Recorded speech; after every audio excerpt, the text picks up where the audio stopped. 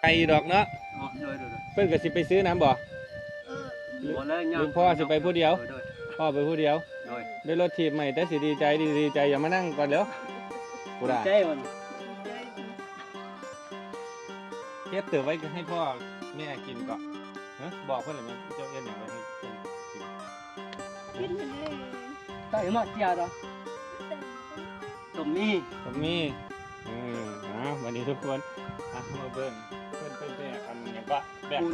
บกแก่นคูนมาว่าจะมาฟักแล้วก็สิไปขอเข้าโดยเพิ่นวางแผนว่าสิไปขอเข้าหลายเดือนนี่เอาเงินให้แล้วว่าบ่ได้ไปซื้อข้าวเราสิไปซื้อรถถีบเนาะโดยมันได้ประโยชน์กว่านะครับโอเคสำหรับคลิปนี้นะอนุโมทนาบุญกับผู้ที่ร่วมบุญมาทุกคนนะครับ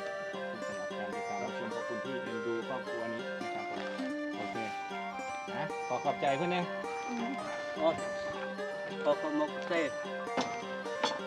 นอนหลับได้เงินหมื่นนอนตื่นได้เงินแสนก่อนเจ็บจะให้ได้ขอบใครจะให้มีขอบเจ็บลำรวยมีเงินหลายจะแบ่งมาช่วยเหลือผู้ที่ทุกอย่างได้ทุกคนโอเคคลิปนี้เอาไปกันเด้อบ๊ายบายเดี๋ยวสิกลับมาอีกบ๊ายบายแม่ผู้สาวบ๊ายบายเลย